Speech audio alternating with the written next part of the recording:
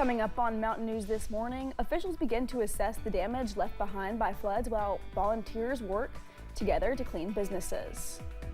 Dedicated to Eastern and Southern Kentucky, this is WYMT Mountain News this morning.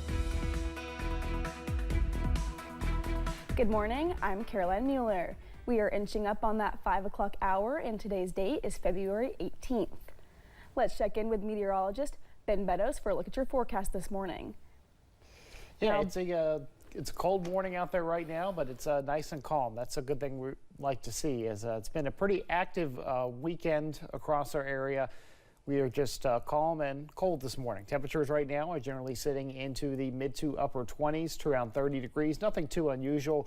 Areas to the north are more into the low 20s right now, as we do actually have some snow flurries that are continuing to fly at the moment across really that I-64 corridor just south of I-64. Where we're seeing this activity right now is across Morgan County into Elliott County and Lawrence County, then also into parts of West Virginia.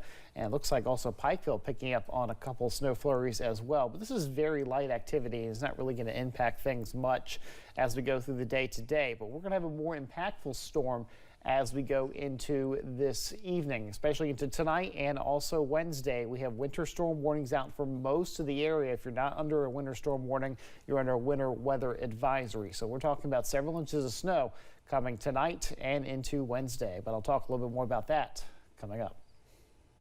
All right, Ben, thank you.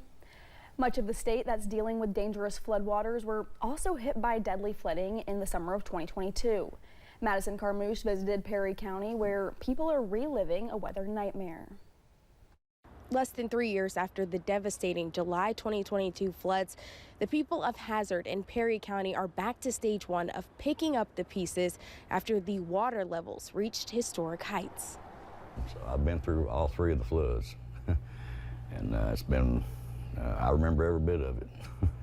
Justin Campbell is calling the Denny Ray Noble Senior Citizen Center home after watching the water rise in 1984, 2022, and now 2025. It's like you say, it started off just like any other night, and by 10 o'clock, you could hear the water in the distance. It sounded like it was a train coming constantly, and it never went away. Campbell says with water reaching his knees at 4 Saturday morning, he grabbed his wife and headed to safety. To rush and get her out of bed, get her woke up, and then grab what we could. And, you know, we just kind of knocked a hole in the wall and, you know, did what we had to do from there. Campbell says he leaves people dealing with natural disasters one piece of advice. Don't wait to call for help.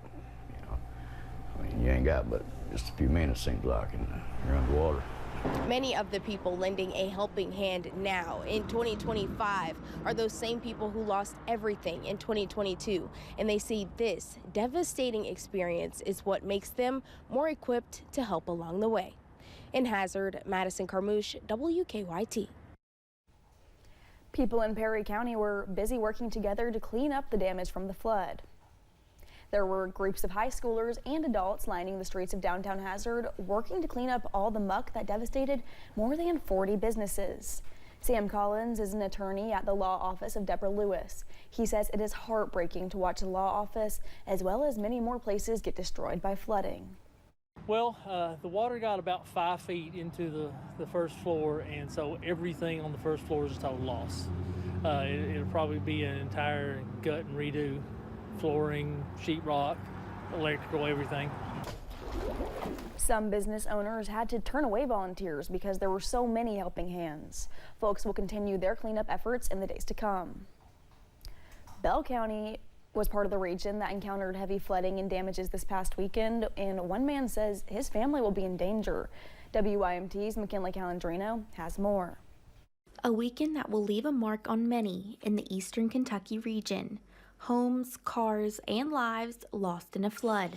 Data and records rising, along with river levels. Some saying it appears to be the fourth biggest storm on record in Bell County. Well, obviously, we had a lot of water. We had a lot of issues that we dealt with over the weekend.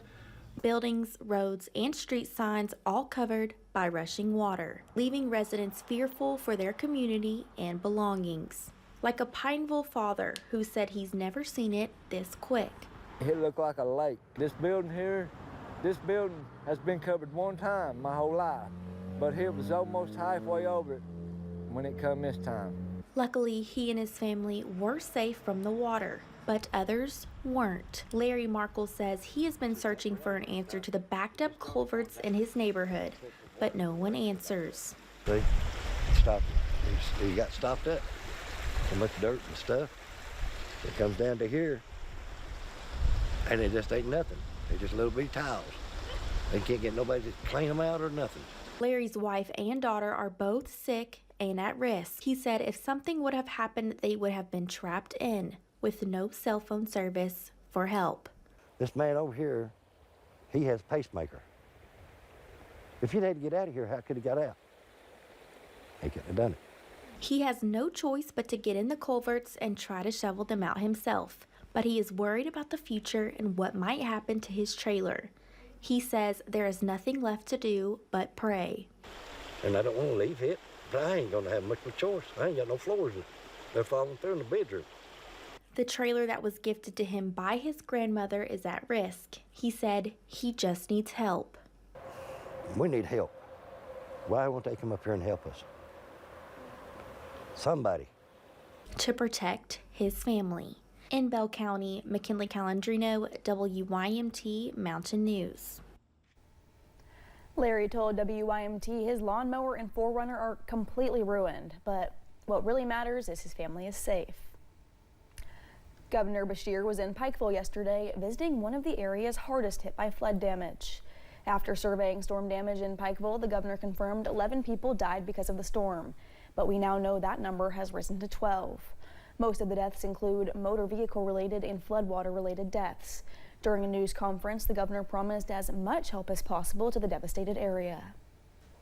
We're going to show up and make sure your families get the very best treatment that we can, and we will dig out, we will muck out, we'll rebuild every single structure that's here. The governor said as of yesterday afternoon, more than 300 roads in the state were closed due to rock and mudslides, and a number of residents were still waiting to be taken to safety. Senate President Robert Stivers provided a statement on the flooding that happened here in Kentucky.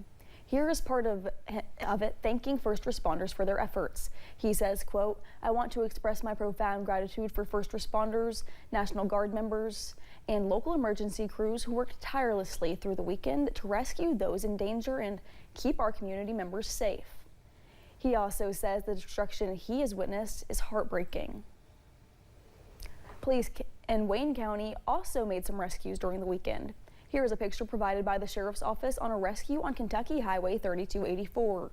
This happened at approximately 4 in the morning Sunday. Police say they retrieved a woman from her car roof after she was being swept away in high water. Rising waters in Martin County caused more than 200 people to be evacuated from 2 apartment complexes yesterday. The apartments were going to be without power for days, and the water was rising. With the parking lot also underwater, many of those people were worried about their safety. The National Guard brought in 9 helicopters and several boats to help rescue the residents.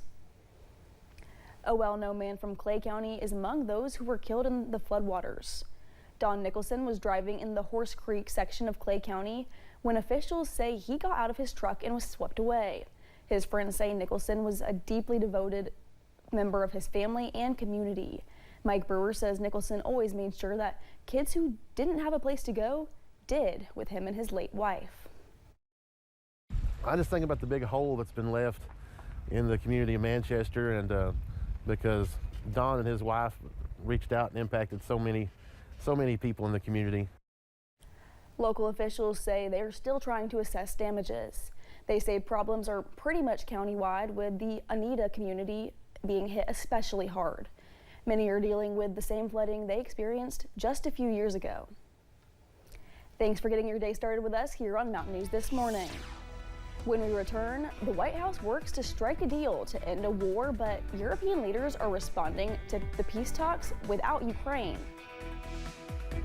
And next on deck is another winter storm as we go into tonight and Wednesday. I'll detail all of it coming up.